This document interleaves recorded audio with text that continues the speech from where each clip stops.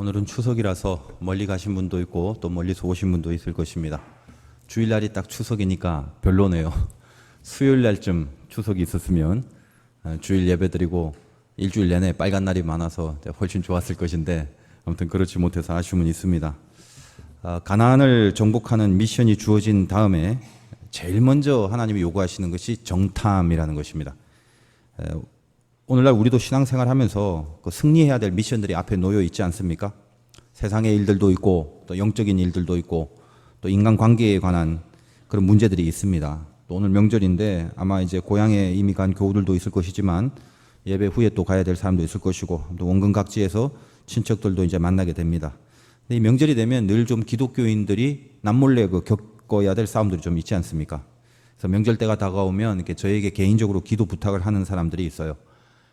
이렇게 가족들 모여서 특별히 죄 짓지 않고 십자가 잘 지키도록 기도해 달라고, 또 더 나아가서는 전도할 수 있는 그런 능력을 달라고 그런 기도를 부탁하기도 합니다.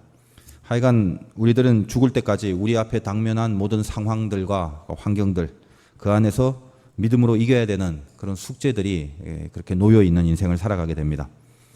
민수기 13장 이후에 중요한 메시지들이 많은데 그 앞에까지는 이스라엘 백성들을 세팅한 하나님의 계획과 율법들, 규례들, 그리고 그럼에도 불구하고 이스라엘 백성들의 어떤 불평과 원망의 모습이 좀 있다가 이 13장 이후부터는 이제 본격적으로 이스라엘 민족 역사에 있어서 진짜 싸움을 하게 되는 그 싸움의 전초전으로 설명되는 부분들이 굉장히 많기 때문입니다. 그래서 오늘 이 말씀을 통해서 우리도 역시 거룩한 싸움을 앞두고 있는데 가장 먼저 해야 될 작업으로 하나님이 이스라엘에게 명령하듯이 우리에게도 정탐하라는 미션을 주십니다. 그래서 과연 정탐이라는 게 뭔지, 승리하기 전에 반드시 해야 될 정탐의 영적 의미가 뭔지 그것을 먼저 생각해 봐야 될 것이고, 그 전에 이 정탐이라는 게 없이는 절대로 승리가 없다라는 것을 염두에 두고 따라오셔야 될 것 같습니다. 문제가 있다면 그 문제를 앞에 두고 철저한 정탐부터 해라라는 것입니다.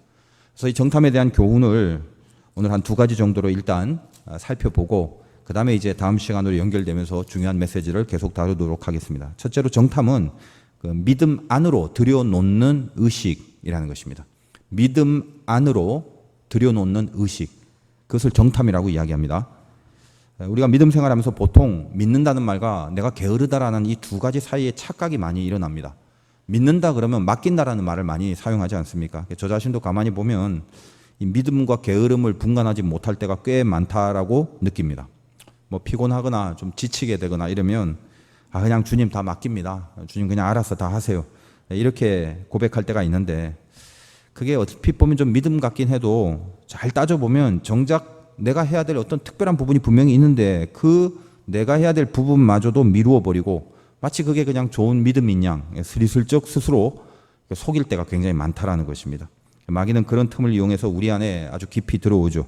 자꾸 미루게 하고 안 하게 만들고 또 그런 것 자체에 불안함을 느끼고 있다 보니까 뭔가 일어나서 움직이고 뛰어야 될 부분이 있는데 그냥 그걸 주저앉고 그냥 다 맡깁니다라는 그런 고백 하나로 책임을 회피하는 그런 유혹에 당해버리는 경우가 있다는 것입니다. 그래서 오늘 말씀 2절에 보면은 사람을 보내 내가 이스라엘 자손에게 주는 가나안 땅을 정탐하게 하되 그들의 조상의 가문 각 지파 중에 지휘관 된 자 한 사람씩 보내라. 그러니까 정탐꾼의 대표로 지휘관, 각 지파의 지휘관 한 사람을 보내라는 것인데 이 정탐의 과정이 그러니까 얼마나 대표성을 갖고 상징성을 갖고 있는 중요하고 비중 있는 미션인가 이걸 말해주는 거라는 것입니다. 더욱이 이제 뒷부분에 17절, 18절 같은 데 보니까 모세가 가나안 땅을 정탐하러 그들을 보내며 18절에 그 땅이 어떠한지 정탐하라. 그 땅 거민이 강한지 약한지 많은지 적은지 땅이 좋은지 나쁜 자가 하여튼 굉장히 디테일하고 구체적으로 그 땅에 대하여 요거 전부 다 조사를 해야 된다라는 그런 이야기를 하고 있다는 것입니다. 이 땅이 한 10일 정도 돌면은 대부분 다 돌 수 있는 그 정도의 넓이입니다. 그런데 오늘 본문은 아닙니다만 25절을 보면 40일 동안 땅을 정탐하기를 마치고 돌아와. 한 10일 정도 되는 그 지경을 40일을 걸쳐서 굉장히 섬세하게 다 정탐케 했다라는 거죠. 그러니까 만약에 하나님이 이스라엘 백성에게 정탐하라 그랬는데 우리에게도 동일하게 너 인생에 있어서 승리가 있기 전에 영적인 정탐을 먼저 해라 라고 요구를 하셨는데 만약에 이스라엘 백성들이 게을러서 모르겠다 그냥 하나님 알아서 하세요. 그냥 알아서 다 맡깁니다. 이렇게 해서는 안 된다는 거죠. 반드시 정탐하라고 그랬잖아요. 이 40일이란 기간을 허락한 것은 오랫동안 자세히 살펴서 그 땅이 어떤지 나한테 보고해라. 나도 모르겠으니까 요목조목 구체적으로 보고해라라고 그런 조사를 시키는 의미가 아닙니다. 이미 그 땅은 하나님 알고 계신 땅이고 이스라엘 백성에게 약속으로 주신 땅이란 말이에요. 너무나 뻔한 땅이고 분명한 땅입니다. 그러므로 하나님이 그럼에도 불구하고 이 40일이란 긴 시간 동안 그 땅을 정탐케 하는 궁극의 목표가 뭐냐 하면 너희들이 정탐하는 동안 너희들의 그 믿음 안으로 그 땅을 들여놓을 수 있는 그릇이 돼 있는가를 확인해 보라 이 말이거든요. 정탐이 뭐라고 그랬습니까? 믿음 안으로 들여놓는 의식이라고 그랬죠. 무엇이 믿음이고 무엇이 정탐입니까? 우리가 어떤 일을 이렇게 바라볼 때 나에게 당면한 것들을 그게 어떤 거라도 좋아요. 어쨌든 그것을 이렇게 응시할 때 그냥 아무 생각도 하기 싫어서 주님 맡깁니다. 그렇게 해버리는 것은 이 정탐의 미션을 거부하는 나태함이라는 것입니다. 매사에 뭐든지 간에 거기에는 항상 믿음이라는 가치를 걸어야 되는 것이고 믿음 안으로 그걸 끄집어 집어넣고 그리고 그 안에서 바라보는 작업을 하라는 것입니다. 그게 정탐입니다. 극단적으로 제가 좀 예를 든다면 예전에 조선시대 때는 남녀가 이렇게 결혼할 때 얼굴도 안 보고 결혼한다고 그런 적이 있었다고도 하는데 그냥 그때는 그렇게도 잘만 했는데 아유 내가 이제 나이도 차고 결혼도 해야 되는데 이목저목 따지면 뭐합니까? 주님께 맡깁니다. 명절 때 되면 맨날 왜 결혼 안 해라는 소리도 듣기 싫고 그냥 이제 다 귀찮으니까 하나님 앞에 다 모든 걸 맡길게요. 그냥 어쨌든 이번에 뭐든지 처음 딱 들어오는 선이나 소개팅 아무튼 누구든지 간에 이번에 딱 들어오는 건 무조건 하나님의 뜻으로 알고 그냥 돌아보지도 않고 결혼할게요. 만약 그런 태도를 가졌다고 칩시다. 얼핏 보면 그게 좋은 믿음 같죠. 근데 그게 좋은 믿음은 아닙니다. 그 방관이죠. 게으름이고요. 물론 그렇다 해도 하나님의 특별한 뜻이 있다면 섭리 가운데 그런 게 가능하기도 합니다. 그런데 일반적으로 말하면 그거는 믿음이 아니라 어떤 나태함이다라는 거예요. 왜냐하면 적어도 승리가 있기 전에 정탐을 하도록 하나님이 요구하시는데 정탐을 안 하잖아요. 정탐이 없죠. 정탐이 뭡니까? 믿음 안으로 들여보내는 거. 근데 그 작업조차 안 한다는 것입니다. 예를 들면 그런 남녀의 만남 속에서도 믿음 안으로 들여놓는다는 게 뭐예요? 자매의 입장에서 한번 생각해 보자는 거예요.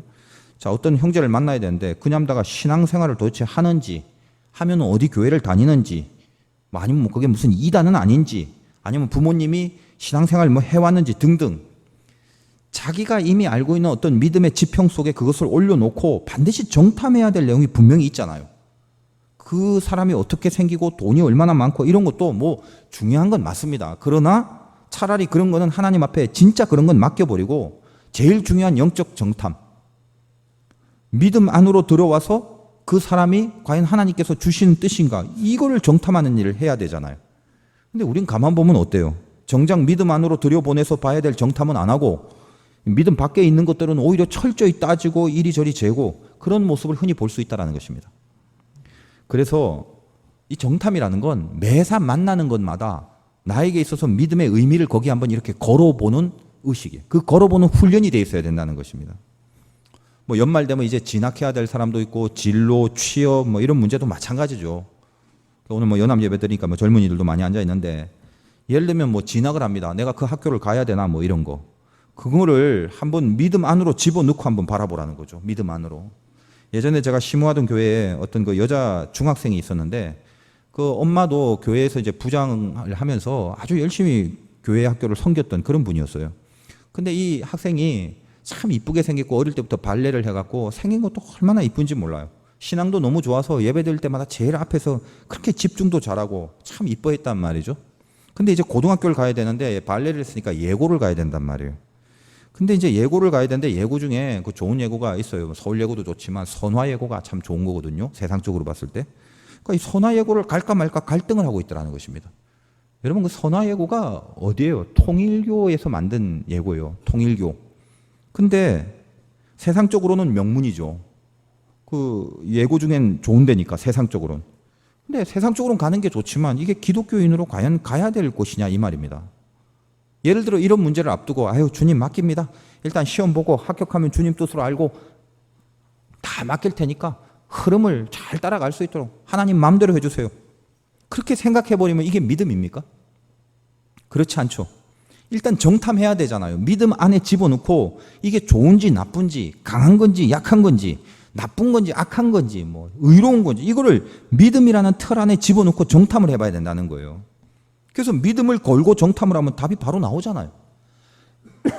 물론 하나님은 어떤 공식은 아닙니다. 그래서 특별한 예외도 없지 않아 있을 수는 있겠죠.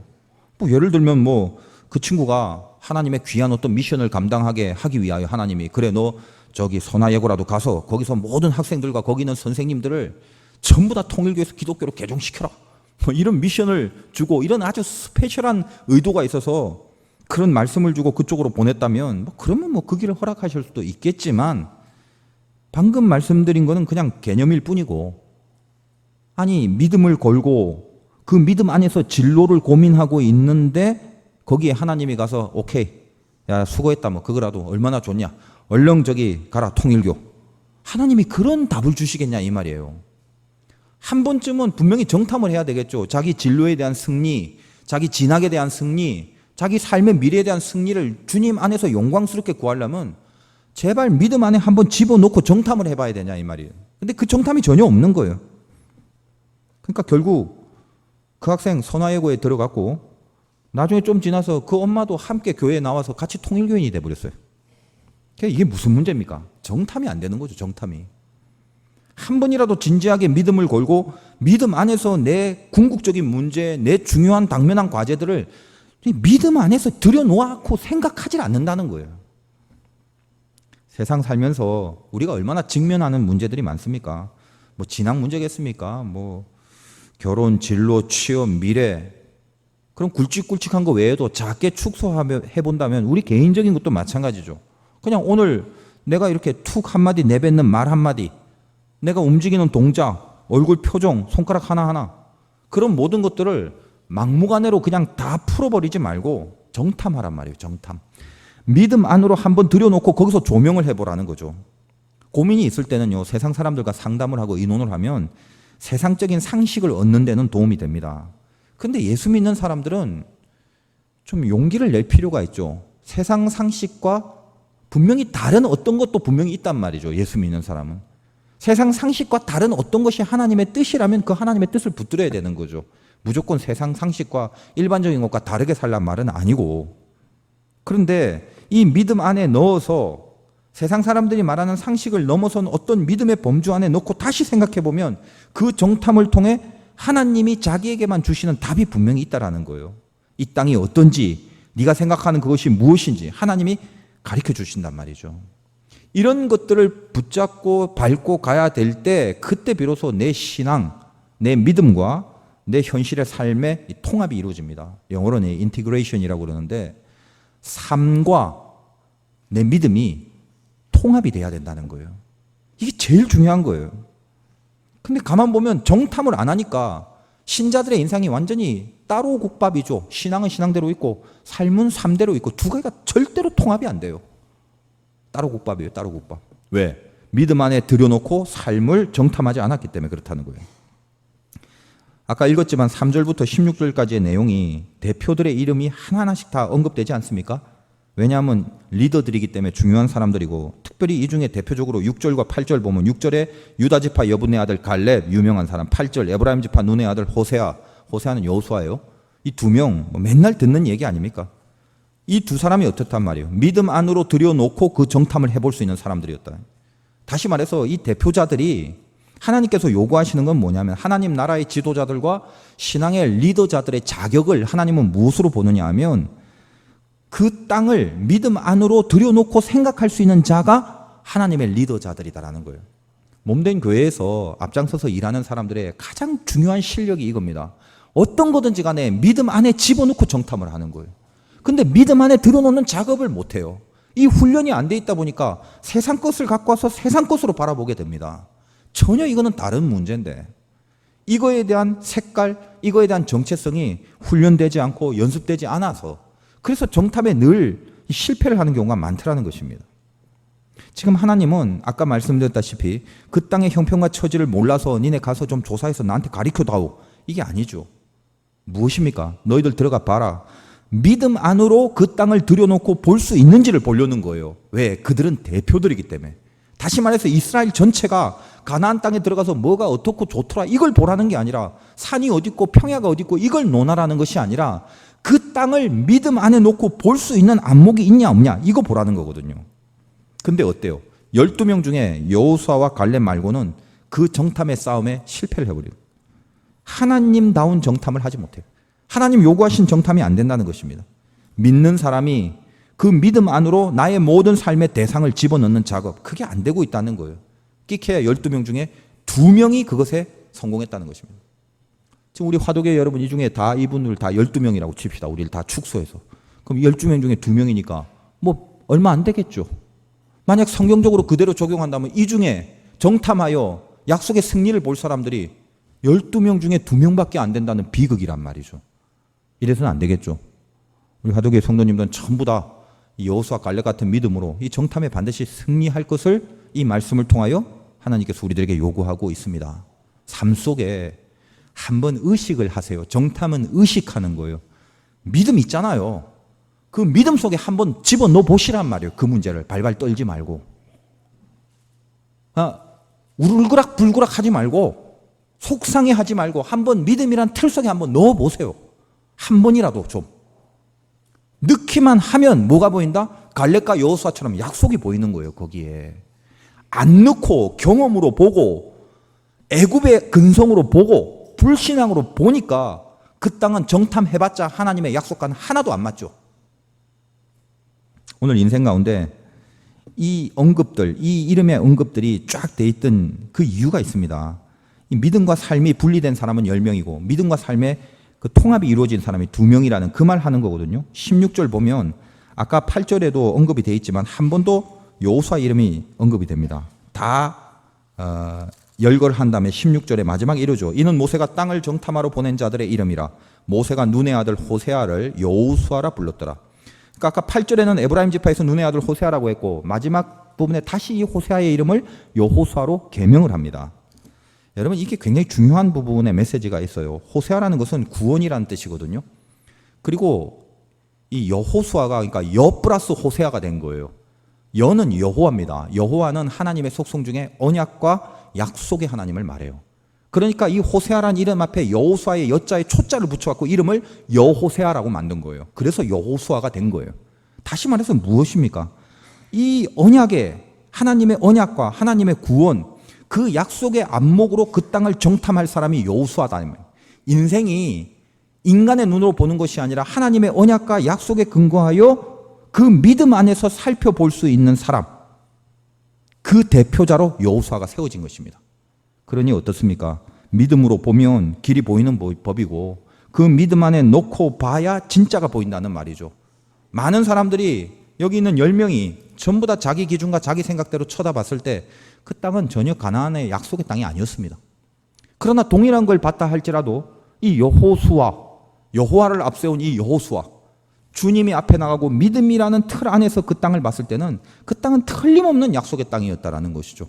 그래서 어떤 것이 실체가 됐어요? 그들은 약속의 땅이 아니다. 2명은 약속의 땅이다. 그래서 결국 마지막 실체가 뭐예요? 아니다라고 한 사람은 아니다로 멸망했고 들어가지도 못했고 맞다라고 생각한 사람, 즉 맞다라고 정탐한 사람은 그 땅에 들어가서 약속을 누리는 실체와 만나지 않습니까? 그게 열매다라는 거예요. 인생 살면 무엇을 어떻게 할까 늘 고민입니다. 어디로 갈까 고민이라고요. 선택의 연속입니다. 근데 하나님이 오늘 이 말씀 통해서 요구하시는 게 뭐예요? 선택할 때 갈등 일으키지 말고 그냥 머리 싸매고 그 궁상 떨지 말고 너희들이 인생의 모든 선택이란 건 내가 안다. 가나안 땅이 그 앞에 있지 않냐? 어떻게 펼쳐질지 너는 모르지. 그러나 정탐해라. 모든 선택에 앞서 다시 반드시 정탐을 해라. 믿음 안으로 너의 문제를 쑥 한번 갖고 와서 한가운데 놓고 뚫어지게 바라보라 이거예요.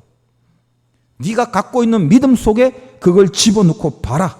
하나님이 진리를 똑바로 어떤 게 맞는 건지를 그 작업을 할 때 그 정탐 속에 분명히 가르쳐 주신다. 그것이 약속을 이루는 첩경이라는 것입니다. 우리에게 이 앞에 약속이 있단 말이에요. 그 약속을 누가 누려요? 정탐할 수 있는 사람이 누리는 거예요. 믿음의 틀 안에 놓고 볼 수 있는 자가 실체가 되는 거예요. 세상에는 많은 사건들이 있어요. 사건은 사실입니다. 팩트죠. 우리 육의 눈으로, 귀로, 코로 막고 감각할 수 있는 것. 그런데 역사라는 건 팩트로 이루어지지 않습니다. 말이 좀 어렵나요? 역사는 실체예요. 실체. 그러니까 어떤 사실 자체는 의미가 없어요.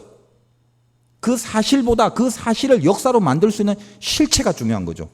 가나안 땅에 가니까 센 사람들 많아요. 성읍도 크고. 그게 사실이에요. 팩트. 근데 그 팩트가 실체를 이루지 않는다고요. 그 팩트를 믿음의 틀 안에 집어넣고 해석을 해버릴 때 저 땅은 약속의 땅이다라고 내게 되거든요. 여러분 이 삶이 얼마나 고달픕니까? 그 사실만 갖고 자꾸 생각을 하면 아무것도 우리는 이길 수가 없단 말이에요. 우리가 저 안 믿는 사람들보다 무슨 돈이 있어요, 빽이 있어요, 힘이 세요, 건강이 있어요. 교회 다니는 사람 보면요, 지질이 못난 사람 천지잖아요. 아닌가요? 그래서 불만이 있으세요? 나는 지질이 못나서 예수님 믿게 돼서 얼마나 감사한지 몰라요. 정말이라고. 기고만장 해봤어요. 고난 없어봐요. 아픔 없어봐요. 어디서 하나님을 찾게 될 거예요? 제 인생도 마찬가지입니다. 뼈저린 고난이 있고 너무나 큰 가난함이 있고 뭔가 붙들지 않으면 안 될 것 같은 궁지가 있었기 때문에 하나님을 붙잡게 됐거든요. 그때는 그게 정말 힘들었지만 돌아보면 그게 얼마나 감사한 사건이었어요. 예수 믿고 보니까. 안 그렇습니까? 우리는 세상 사람과 비교해 볼 때 하나도 뭔가 나은 게 없다고요. 그러니까 세상 사람들이 잘 나가는 거 보고 뭐 부러워할 필요도 없고요. 우리는 하나님을 소유하지 않았습니까? 우리는 하나님 만나게 됐죠. 그 우리만의 방법이 있단 말이에요. 우리만이 살아가는 방법. 그게 있지 않습니까? 세상 사람들이 하는 거 너무 이렇게 침 흘리고 바라보는 거 그처럼 어리석은 게 없어요. 왜 애굽을 나왔는데 애굽을 부러워해요? 우리는 애굽을 나와서 가나안이라는 약속이기 때문에 빨리 약속이라는 실체를 역사 속에 만나는 게 중요한 거지. 그쪽으로 가버리면 애굽은 하나도 생각이 안 날 거예요. 근데 약속을 못 붙잡고 있다 보니까 늘 광야에서 어정쩡해서 애굽에 침을 흘리는 어리석고 연약한 못난 기독교인이 되는 거예요. 아무리 삶이 고난과 삭막한 광야에 있다 할지라도 가나안이라는 약속이 굳건하게 주어지고 있다면 그 소망이 내 안에 불처럼 살아있는데 그깟 애굽이 뭐가 부러워요? 여러분 인생 가운데 정탐하시기 바라요. 뭐라고요? 믿음 안에 한번 나아보세요. 이 간단한 작업들을 안 하고 있단 말이에요. 지금 이렇게 뭐 이 속상한 거 이런 거, 막 이런 거, 그게 뭐라도 좋아요. 내가 하나님께로 받은 믿음 안에 한번 넣어보세요. 그리고 그 믿음을 갖고, 그 믿음의 영성을 갖고 그걸 한번 보세요. 풍랑이 나를 죽일 것 같이 엄습하지만 그것만 보면 죽을 것 같은데 내 옆에 계신 주님의 믿음의 바운더리 안에 본다면 풍랑은 아무것도 아닌 거죠. 내 옆에 더 가까운 곳에 주님이 있기 때문에 그렇지 않습니까? 하나님은 여러분 제일 가까운 곳에 있어요. 하나님보다 더 가까이 있는 건 아무것도 없어요. 그 믿음을 보고 정탐해야 된다는 것입니다. 두 번째로 정탐은 뭐냐? 말씀을 앞세우고 살피는 거예요. 첫 번째는 믿음 안에 집어넣는 의식이라고 그랬죠. 훈련하셔야 돼요. 두 번째로 이 정탐은 말씀을 앞세우고 말씀을 렌즈로 하여 그 말씀을 앞세우는 것이 정탐입니다. 1절 보니까 이런 말이 있어요. 여호와께서 모세에게 말씀하여 이르시되, 그러니까 이 정탐 자체를 하나님이 말씀으로 요구하고 있습니다. 정탐하라고 말씀이 있었어요. 이 말씀을 따르는 거죠. 사람마다 뭘 바라보고 판단하는 관점들이 다 다릅니다. 그죠? 그래서 맞냐 틀리냐의 시비를 가리는 정확한 그런 기준들이 없어요, 사실은. 자, 짜장이 맛있냐 짬뽕이 맛있냐, 그 정답이 어디 있어요? 나 짜장이요. 그렇다면 네가 맞고 나 틀리고 그러나요? 아니죠. 미얀마라는 곳에 가면 고산족 중에 그 빠다웅족이라는 게 있어요. 여러분이 TV에서 한두 번씩은 봤을 거예요. 여자들이 목에 링을 한 20개 정도 차 있는 것 같아. 목이 엄청나게 긴. 신기해요. 근데 거기는 그 목이 그렇게 길어야 미인이란 말이죠. 저도 이렇게 사진이나 영상 이런 거 같은 거 한두 번씩 본 적이 있는데 저는 아무리 봐도 그게 미인으로 안 보여요. 그걸 보면 왠지 마음이 이렇게 뭉클해지고 좀 불쌍해지고 뭔가 정상이 아닌데 그 마음이 굉장히 불편하더라고요. 근데 그 동네는 그게 미인이에요. 자, 뭐가 맞는 거예요? 제가 맞는 거예요? 그것도 아니죠. 캄보디아에서 선교 사역을 하는 제 친구가 며칠 전에 와서 이 얘기를 하는데 저하고 나이가 같은데 아직도 이제 결혼을 못 했어요. 하고 싶어 해요. 근데 자기가 이래면 캄보디아 가면 자매들한테 자기가 인기가 좋대요. 캄보디아 자매들이. 그래서 내가 도저히 못 믿겠다는 표정으로 왜 그러냐 그랬더니 캄보디아는 못 살고 막 이렇게 그 까맣고 말입니다. 못 먹고 그러잖아요. 그러니까 자기는 이렇게 좀 희물건하고 이렇게 배도 이렇게 붕퉁하게 나가고 이 남자들이 이렇게 좀 이렇게 배가 나오고 이러면요. 그 나라에서는 뭔가 이렇게 풍성해 보이고 있어 보이는 남자라고 해서 미남으로 여긴다는 거예요. 이 중에 좀 퉁퉁하시고 배 나오신 분 좀 돋보이시려면 거기 가서 한번 살아보시면 어때요? 뭐가 진짜예요? 그런 것들이 맞고 틀리는 게 어디 있냐 말이죠. 문화적 진리라고 하는 거예요. 문화적 진리. 문화적 진리라는 건 살아온 경험이나 관습이 기준입니다. 그래서 다양할 수가 있어요. 근데 우리가 반드시 알아야 될 게 뭐냐면 이 문화적 진리는 다양할 수 있지만 영적인 진리는 절대 다양할 수 없습니다. 우리의 착각이 뭐냐? 영적 진리와 문화적 진리를 혼동하고 있다는 거예요. 하나님은 한 분이듯이 그 한 분의 뜻은 분명하고 확실해요. 그런데 우리가 이 한 분의 뜻을 영적 진리를 못 잡고 문화적 진리와 섞여버려서 구분할 수 없으면 그때부터 애매해지는 것입니다. 삶을 살다 보면 어려운 일에 봉착합니다. 대부분은 우리 경험이나 세상에 많은 사람들이 생각하는 일반의 것들을 기준으로 그것을 판단합니다. 다시 말해서 문화적으로 굉장히 다양하게 바라보는 시각이 있단 말이에요. 물론 그것도 필요합니다. 그러나 중요한 게 뭐냐? 어떤 문제는 영적인 진리를 요구하는 문제일 수가 있거든요.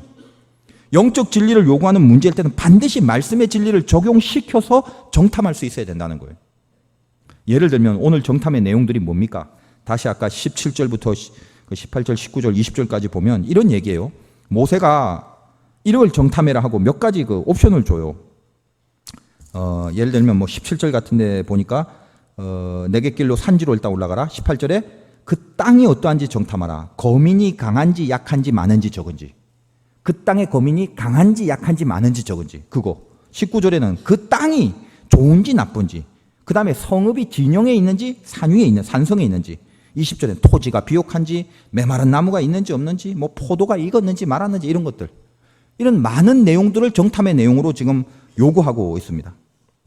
근데 잘 한번 생각해 보면 우리가 문화적인 잣대로 바라본다면 토지가 비옥하다, 뭐 성읍이 진영에 있다, 산지에 있다 이런 것들은 일반적인 견지에서 이스라엘 백성들도 살아온 삶의 문화와 경험이 있기 때문에 그 정탐의 내용에 물론 개인의 차이는 조금 날 수 있어도 사막 지역에서 같이 살았던 그 이스라엘 백성들이 비옥한 땅을 보면 비옥하다 할 것이고 사막에 있던 자들이 성읍이 무슨 산지에 있으면 그걸 산에 있다 얘기할 것이고 거의 다 그런 문제에 대해서는 비슷한 견해를 분명히 가지겠죠. 근데 핵심이 있습니다. 문제가 뭐냐? 이 정탐이 문화적 진리가 아니라 하나님의 영적 진리, 즉 말씀을 앞세운 정탐이냐 아니냐 이거는 이 모세가 정탐하라는 내용 중에 딱 하나 유일한 이슈가 있어요. 그게 뭐냐? 그 땅 거민이 강하냐 약하냐의 문제. 여기로 다 모여지고 있다는 것입니다.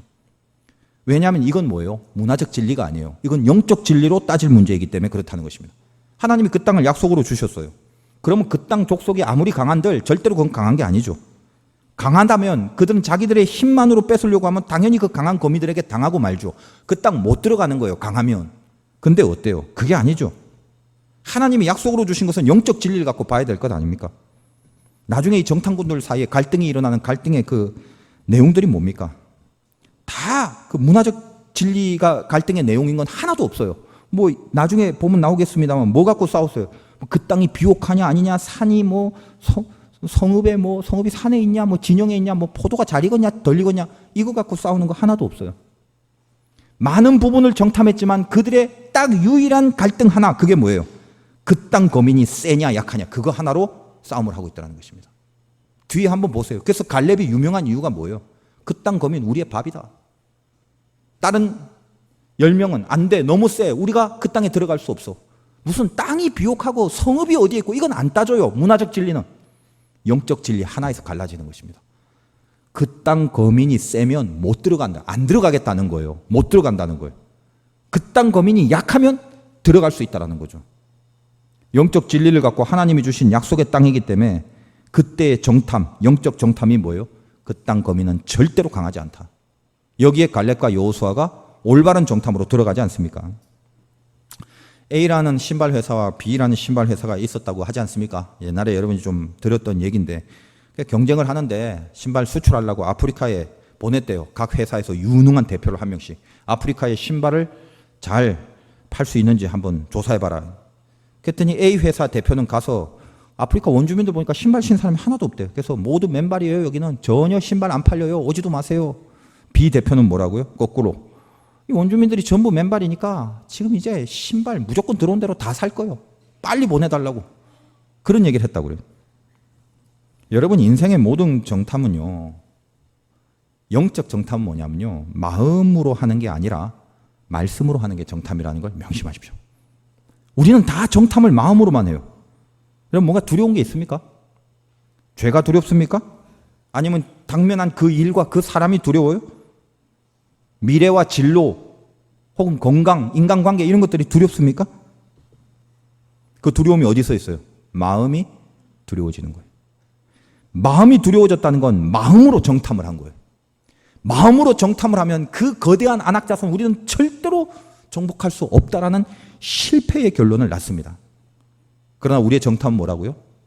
말씀을 앞세우는 정탐이에요. 마음으로 하는 정탐이 아니라 말씀으로 하는 정탐이기 때문에 말씀은 뭔데? 두려워하지 마라. 내가 너와 함께한다. 네가 어디로 가든지 내가 너와 함께 있다.